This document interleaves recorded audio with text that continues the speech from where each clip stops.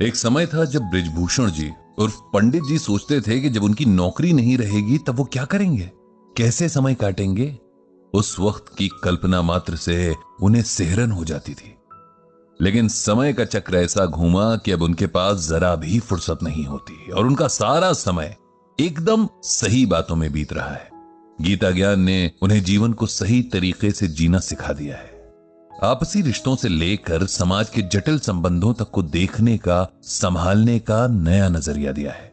लोगों का विश्वास और सम्मान भी इन्हें गीता ज्ञान की बदौलत मिला है।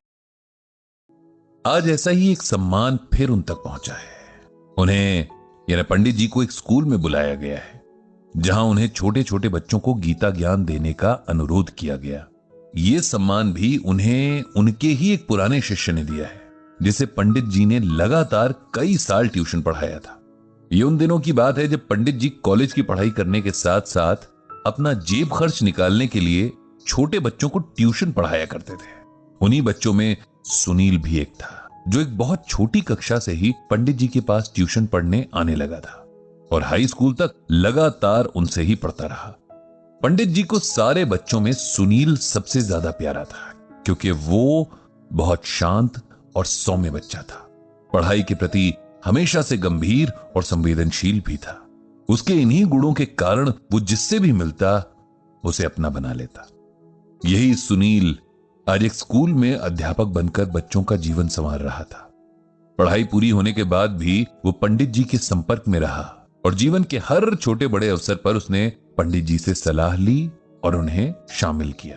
जब उसे पंडित जी के गीता ज्ञान ब्लॉग के बारे में पता चला तो उसने न सिर्फ खुद ये ब्लॉग पढ़ना शुरू किया बल्कि अपने साथी अध्यापकों को भी इसे पढ़ने के लिए प्रेरित किया। और आज वो पंडित जी के घर आया था उन्हें आमंत्रण देने के लिए कि वे अपने गीता ज्ञान से उसके स्कूल के बच्चों को भी कुछ सिखाएं ताकि जीवन की नींव डालने वाले इन सालों में उन्हें कुछ ऐसा सीखने को मिले जिससे उनके सफल जीवन की इमारत तैयार हो सके। तय समय पर पंडित जी की कक्षा के लिए व्यवस्था की गई। एक बड़े से हॉल में बच्चे बैठे, कुछ बहुत छोटे थे तो कुछ थोड़ा बड़े। उन्हें देखते हुए पंडित जी ने सोचा कि मैं इन्हें क्या समझाऊं, ये तो अभी स्वयं गीतामय होकर जी रहे हैं। चलिए, लेकिन अब जब आया हूं तो कुछ तो बोलना ही होगा। पंडित जी ने यही सोचकर माइक लिया और बोलना शुरू किया। प्यारे बच्चों, मेरा नाम बृजभूषण है, लेकिन मेरा एक प्यार का नाम भी है। जैसे आप सबका होगा, कोई रिंकी, कोई पिंकी, कोई चुनमुन तो कोई रुंझुन। ऐसे ही प्यार से सब लोग मुझे पंडित जी बुलाते हैं। क्या बुलाते हैं? पंडित जी। सभी बच्चों ने एक स्वर में जवाब दिया। आज मैं आपके साथ कुछ बातें शेयर करने आया हूं, बातें जो भगवान श्री कृष्ण ने हमें बताई हैं। आप लोग जानते हैं कि भगवान श्री कृष्ण कौन हैं? जी, भगवान श्री कृष्ण जो बंसी बजाते हैं, माखन खाते हैं। एक बच्चा बोला। बिल्कुल ठीक। इसके अलावा और क्या करते हैं भगवान श्री कृष्ण? राक्षसों को मारते हैं, जो गलत काम करते हैं उन्हें पनिशमेंट देते हैं। एक और प्यारा सा बच्चा बोला। हाँ, बिल्कुल ठीक। पंडित जी खुश होकर बोले। तो प्यारे बच्चों, आज उन्हीं भगवान श्री कृष्ण की कही कुछ बातें बताऊंगा। आप ध्यान से सुनना, ओके? सारे बच्चे एक साथ बोले, ओके पंडित जी। बच्चों, मैं आपको एक श्लोक सुनाऊंगा। जैसे हिंदी में कविता होती है ना, इंग्लिश में जिसे पोम कहते हैं, वैसे ही संस्कृत भाषा में श्लोक होता है।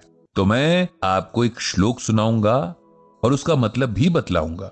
तो पहले श्लोक सुनिए। ध्यायतो विषयान पुंसः संगात संजायते कामः कामात क्रोधो अभिजायते। इसका मतलब यह है कि वस्तुओं के प्रति अधिक लगाव होना भी व्यक्ति की असफलता का कारण बनता है। इसीलिए व्यक्ति को चाहिए कि वो खुद को हर तरह के लगाव से दूर रखे, क्योंकि वस्तुओं के लगाव से हर पल एक इच्छा जन्म लेती है जिसकी पूर्ति न होने पर व्यक्ति क्रोध और दुख का भागी बन जाता है, जिसके चलते सफलता के मार्ग में बाधाएं उत्पन्न होने लगती हैं। समझे बच्चों? एक भी बच्चे का हां में जवाब नहीं आया और इस बात से पंडित जी को बड़ी खुशी हुई, क्योंकि यही बात तो बच्चों में सबसे खास होती है कि वो मन के सच्चे होते हैं, किसी का मन रखने के लिए भी झूठ नहीं बोलते। बहुत बढ़िया बच्चों, ये तो मुझे भी समझ नहीं आया, यह सुनकर सारे बच्चे जोर से हंस पड़े। अब हम दूसरे तरीके से इस श्लोक का मतलब समझेंगे। इसमें भगवान श्री कृष्ण बताते हैं कि हमको किसी भी चीज से बहुत ज्यादा प्यार नहीं करना चाहिए। ऐसा नहीं होना चाहिए कि हम इस चीज के बिना नहीं रह सकते। अगर हम ऐसा करते हैं तब हमको वो चीज ना मिलने पर बहुत दुख होता है और गुस्सा भी आता है। अब मैं आपको एक एग्जाम्पल यानी उदाहरण देकर बताता हूं। आप सबके घर में मोबाइल है? जी पंडित जी, सब बच्चे बोले। और आप सब घर पे मोबाइल का यूज बहुत ज्यादा करते हो। आप उसमें वीडियो देखते हो, अपना होमवर्क उसकी मदद से करते हो, गेम्स खेलते हो, और जब आपको आपके मम्मी पापा मोबाइल छोड़ने के लिए कहते हैं तब आप सबको बहुत गुस्सा आता है, नहीं? कोई तो रोने भी लग जाता होगा, खाना भी नहीं खाता होगा, है ना? बच्चों की आवाज आई, यस पंडित जी।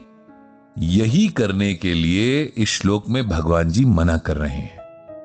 वो कह रहे हैं कि हमको चीजें यूज तो करनी है लेकिन उनकी आदत नहीं डालनी है। ऐसा नहीं करना कि आपसे वो चीज छूट जाए तो आप परेशान ही हो जाओ। हमें अपने मन को इतना स्ट्रांग रखना है कि हम किसी चीज के ना मिलने पर उसके बिना एडजस्ट करना सीखें, क्योंकि जब हम स्ट्रांग नहीं होते हैं तब वो चीज ना मिलने पर हमें दुख होता है, हम रोते हैं और कई बार हमें गुस्सा भी आता है। हम लड़ाई भी कर लेते हैं, जो कि बहुत बुरी बात है। हमें खुद पर डिपेंड होना सीखना है, चीजों पर नहीं। अब समझे? यस पंडित जी, सब बच्चे खुशी से बोले। तो अब हम एक और श्लोक सुनेंगे, इसे भी आप लोग ध्यान से सुनो। यदा यदा हि धर्मस्य ग्लानिर्भवति भारतः अभ्युत्थानम अधर्मस्य तदात्मानं सृजाम्यहम्। इसका अर्थ यह है कि श्री कृष्ण कहते हैं कि हे अर्जुन, जब भी धर्म का नाश होता है और इस धरती पर अधर्म का विकास होता है तो मैं धर्म की रक्षा और अधर्म को नष्ट करने के लिए अवतार लेता हूं। बच्चों, अब इसे अच्छे से समझो। आपने वो सीरियल कृष्णा आता था, उसकी कहानी में देखा होगा ना कि जब बुरे लोग बहुत ज्यादा बुरे काम करने लगते हैं, अच्छे लोगों को तंग करने लगते हैं, तब कृष्णा आ जाते हैं और उनको पनिश करते हैं। हम सब सोचते हैं कि जब हम कुछ भी गलत काम करते हैं तो कोई हमें नहीं देख रहा होता, लेकिन ऐसा नहीं है। भगवान हमें हर समय देख रहे होते हैं, तब भी जब हमें लगता है कि वहां कोई नहीं है। इसीलिए कभी भी कुछ गलत नहीं करना है, किसी को हर्ट नहीं करना है। बुरे लोग इस बात को नहीं समझते और बुरे काम करते हैं, इसीलिए भगवान को आना पड़ता है। बच्चों, हम सबको कोशिश करनी चाहिए कि हम सब अच्छे अच्छे काम करें। आप लोगों को चाहिए कि आप अच्छी बातें सीखें, अच्छा पढ़ें, सबसे प्यार से बोलें और किसी को दुख ना दें। यही आपके लिए धर्म है। जो धर्म के हिसाब से काम करते हैं, भगवान उनसे बहुत खुश होते हैं। जो नहीं करते, उनसे गुस्सा होते हैं। समझे? यस पंडित जी, बच्चे एक स्वर में फिर से बोले। इस तरह बच्चों के साथ पंडित जी ने बहुत सारी गीता ज्ञान की बातें की और उन्हें इसमें बहुत मजा आया। बच्चे भी बहुत खुश दिख रहे थे। दोबारा फिर आने के वायदे के साथ पंडित जी ने वहां से विदा ली। उन्होंने भगवान श्री कृष्ण से प्रार्थना की कि दुनिया के सभी बच्चों पर अपनी कृपा रखें। इनकी वजह से संसार में जो थोड़ी मासूमियत बची है, हमेशा बची रहे।